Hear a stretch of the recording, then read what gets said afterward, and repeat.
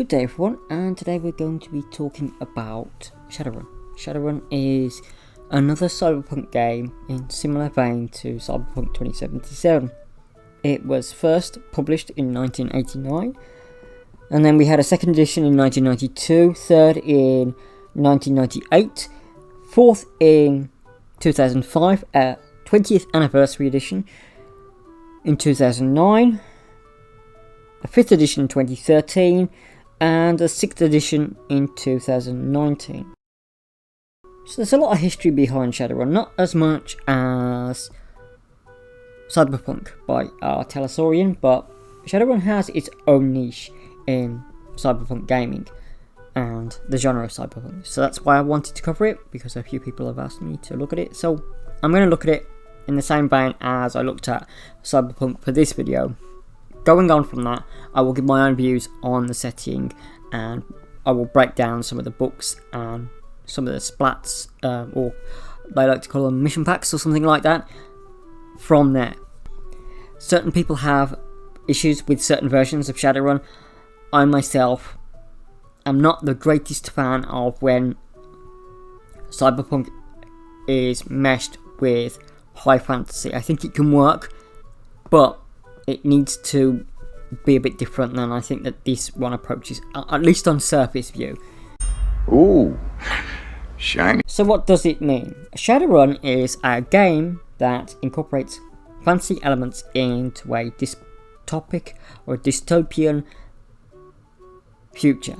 It is set between 2050 to 2080 in the latest edition, and basically what happened is, at the end of the Mesoamerican long count calendar, it ushered in the sixth world.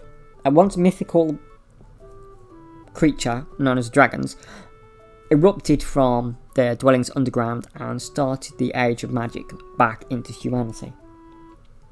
What happened was, various humans started having children that were elves, dwarves, halflings, etc, etc. Some people globlinized and became orcs and other things, or other monsters. There are vampires with some weird metavirus. There were werewolves with some weird metavirus, and there's a few other bits and pieces out there as well. In parallel with this event, technology advanced to a significantly high level. Certain things happened where certain city-states became independent. Native American tribes formed a great ghost dance and gained their independence from the rest of America in something called the Native American Nations. Shadowrun was originally published by FASA from 1989 to 2001. FASA closed its doors and was transferred to WizKids, which was founded by some employees from FASA. 2 years before the closure, FASA sold some rights to Microsoft Gaming for video games on the setting. They also licensed some RPG rights to Fantasy Productions, who were publishing German versions, and they were acquired by Tops Entertainment, a sticker company, well known in Britain for being a sticker company, in 2003. Catalyst Game Labs, with its publishing imprint in Media Res Productions, licensed the rights from Tops to publish new products. WizKids itself produced a sort of like action figure collection game, which was very unsuccessful, called Shadowrun Duels. 5th edition was announced in 2012 and was released as a PDF. 6th edition is known as Sixth World, which a lot of people seem to have issues with, and people have told me to stay away from Sixth World, but use some of the source books from Sixth World. 2004, Shadowrun Missions offered a living campaign system, which is an interesting idea. It's something I'm very fond of myself, to allow persistent character development, which is great if you can pull it off. Does Shadowrun pull it off? We'll see when we go down that route. There are several projects from it. Shadowrun, the trading card game, I will note that it probably didn't go anywhere because I've never really heard of it, and I'm quite on the button with certain trading card games. 8 video games, 8. So that's much more than Cyberpunk. And 50 novels, starting with the Secrets of Power series, which introduces some of the original characters of Shadowrun, which is interesting. 50 novels, wow! I'm certainly not going to read all those. So what is Shadowrun? What does it offer that Cyberpunk 2077 or Cyberpunk Red or Cyberpunk 2013 or whatever edition you like doesn't offer? Well, it offers some things, and those are mythical creatures, which you could already do in the off-world settings of Cyberpunk, and it offers dragons, which aren't in one of the Cyberpunk off settings. There's a lot more emphasis on dwarves, elves, goblinoids, orcoids, whatever you want to call them, and various other races such as vampires. I will note that I did talk about the offshoot of Cyberpunk, which introduced evil vampire characters that you could play, or vampire characters that you could play. There's also a werewolf book as well, and a few others, which I'll come to in time. They say that in Shadowrun you can be humans, orcs, trolls, elves, dwarves, and meta variants such as gnomes, giants, dryads. In the early days, magic returned and people started having children, as I've already said. The unexplained genetic expression.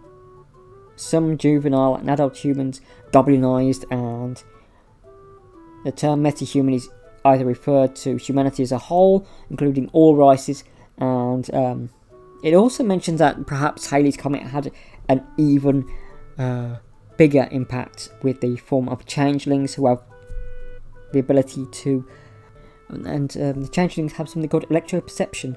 Two of the metahuman races, elves and orcs, have fictional languages. Why, if it's just a mutation in the gene pool, would that happen? I don't understand. Okay, going on from that.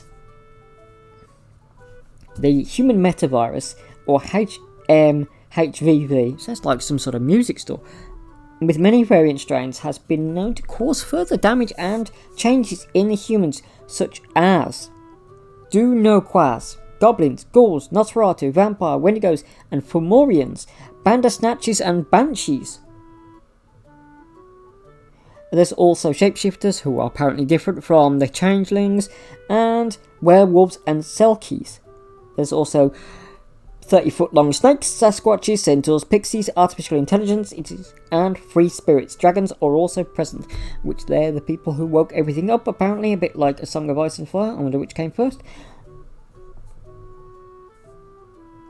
Dragons are, I would say they are closer to the Dark Sun dragons than anything else from what I can read so far.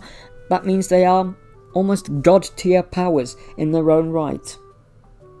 The game is set 62 years in the future, depending on which edition, so as time has gone on, the timeline has increased to keep it 62 years in the future. The basic premises for the setting is that people are troubleshooters and perform shadow runs against various metal corporations or black world organisations. There's also something called the Ritter's Plague, the computer crash of 2029, the Euro Wars that always happens in Cyberpunk settings for some reason.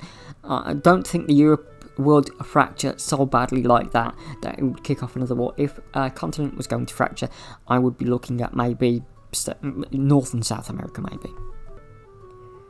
Corporations are ranked with assets and control, personnel, property and profit. These are A, AA, AAA and AAA corporations are almost immune to any kind of persecution or prosecution. The general setting is that it's a corporocracy with the corporations controlling most of the world. A bit like Cyberpunk in that regard, with the Arasaka basically being untouchable, even though they have used pocket nukes on mainland America. Technology in the Matrix. Basically this is the Matrix that you see in the Matrix Revolutions or whatever, or Matrix 1, 2, 3, 4, whatever, and the spin-offs and the online game for a while. But it's a bit more convoluted than that. There's brain implants, very similar to Cyberpunk 27, mixed reality, so it's sort of AR. There's also magic involved. Magic and technology, at some point I understand that they didn't get on together, but I think that's largely ignored in some editions and largely ramped up in others, depending on which one you use. It uses a D6 style system, and it's skill-based rather than class-based. Archetypes are present in the main book to give players a sort of guide on how to play. Before the 4th edition, skill and ability checks works as follows. All actions from the game use the skills to make attacks in combat are first given as target number. So basically, if you're familiar with the VTM's Vampire the Masquerade system with blood points, very similar to that. In addition to basic mechanic, players can use several task-specific dice pools to add bonus dice, so a bit like Fate dice. In 4th edition, things changed substantially. The game still runs d6s, however, each task has a threshold. So they're moving to a more Call of Cthulhu type system where you have to roll under a percentage, as I understand it. It might come more clear as I look into the books themselves, but from first glances, that's what it looks like. Archetypes, okay, so you basically know skills, it's freeform create system. Character creation, it uses a priority based system with a sheet. It also has a karma and edge system. And an essence system, which is basically your life pool. Karma are points where you are doing good deeds. You can spend good karma in order to buy off bad deeds as well. Shadowrun is influenced by Earthdawn and set in the 6th world, where Earthdawn is the 4th world and modern day Earth is the tail end of the 5th world. Such links are not necessarily to play, but follow crossover potential. The concept of worlds is linked to the Aztec belief. Okay, I'm going to go on a mini rant here. For one, the Aztecs never referred to themselves as Aztecs. That's a word that the Spanish adopted later. They called themselves the Mexica. I would really like if things would use that properly. Rant over. It's also influenced by Frank Walter's 1975 book, Mexico Mystique, the coming 6th world of consciousness, whose elaborate cosmology is selectively used in Shadowrun universe. Shadowrun is also influenced by Gibson's Neuromancer, so it is quoting Neuromancer as a big influence, unlike our friend Cyberpunk, which doesn't. And Mike Pondsmith read Neuromancer much later. However, Shadowrun has been linked to a crime.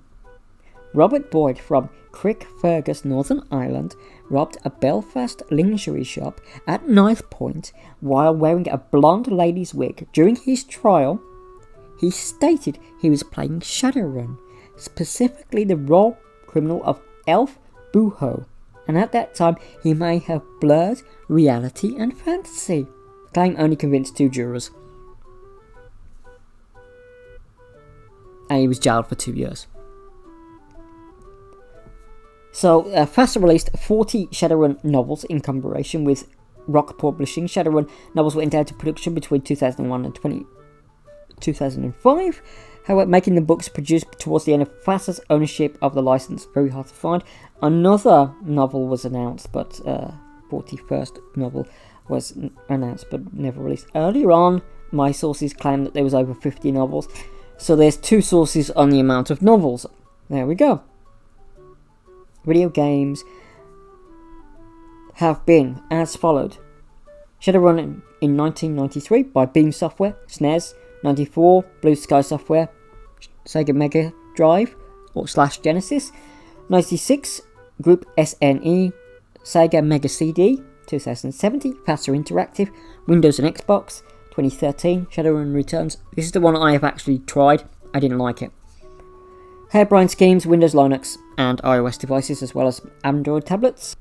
2014 Shadowrun Dragonfall, Harebrained Schemes, Windows, Linux, iOS and Android.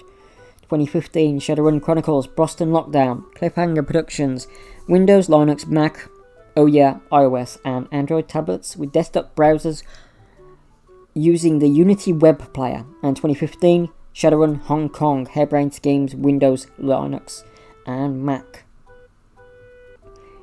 Right, so that is a brief overview of Shadowrun history. I will note that cities play a big influence in Shadowrun, especially Seattle apparently, and a few others, but Seattle tends to be the biggest one out there. So we're going to look at Seattle and compare it to Night City at one point in time, and that will be one of the videos. Okay, so that was a bigger video because that's the opening of Shadowrun.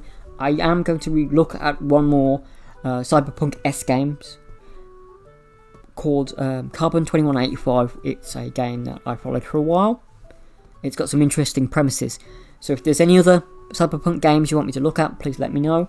If they're cross, like fantasy with science fiction like this one, or like the spin-offs from Cyberpunk, please point them out to me. It's always great to know about those games, especially if they do those tropes well. We'll see if Shadowrun holds up, in my opinion. These, of course, just my opinions. They may not be yours, but there we go. So I've been Trix, everyone, and you've been all of you, and that's just my brief overlook of the Shadowrun game. It's a little bit of history, a little bit of what games, and I am not listing out 40 novel titles. If you're really interested, what I will do is put a comment with all the titles of the novels, so if you want to search them out for yourselves, that's completely up to you. I will also put the titles of the various games and editions, and where you might buy them. I'm thinking Drive-Thru RPG probably has most of them. So there we go. Thank you everyone for your time. Do take care of yourselves, and happy gaming.